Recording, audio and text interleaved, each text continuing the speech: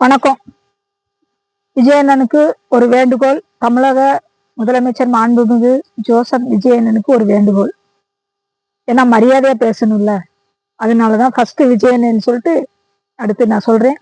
எல்லா உரிமையின் அவசியம்.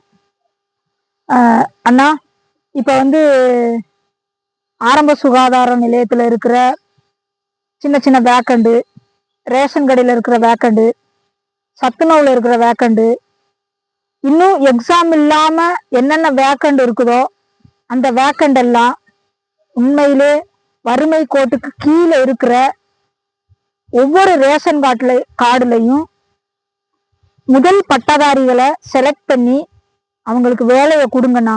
இது அவசியமான ஒண்ணா இருக்குது. ஏன்னா இந்த மாதிரி ஒரு ஒரு இளைஞர்கள்லாம் இந்த மாதிரி ரொம்ப கஷ்டப்படுறோம். அதாவது எக்ஸாம் எழுதுறதுக்கு தகுதி இல்லாம வயது மூப்பின் காரணமாக நிறைய பேர் வேலை இல்லாம ரொம்ப கஷ்டப்படுறாங்க. நமக்கு ஒரு சின்ன வேலை கிடைச்சா கூட போதும் அப்படின்னு சொல்லிட்டு அவங்க விரும்புறாங்க.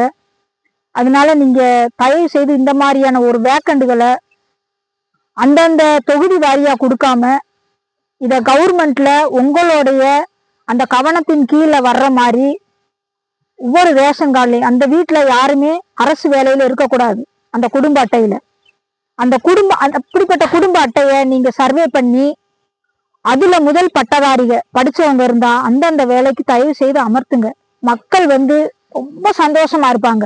இந்த திட்டம் உண்மைக்கே தமிழ்நாட்டுல வரவேற்கப்படக்கூடிய ஒரு திட்டமா இருக்கும்னா இது என்னுடைய விருப்பம் மாத்திரம் இல்ல, தமிழ்நாட்டுல இருக்கிற ஒட்டு மொத்தமான இளைஞர்களுடைய படிச்ச இளைஞர்கள் நமக்கு ஒரு வேலை வாய்ப்பு கிடைக்காதா, நம்மளுடைய வாழ்க்கை தரத்தை உயர்த்திக்க முடியாதான்னு நினைக்கிற ஒவ்வொரு இளைஞர்களுடைய அந்த ஏக்கத்தை நான் அண்ணன்ட்ட விஜயண்ணன்ட்ட கோரிக்கையா வைக்கிறேன்.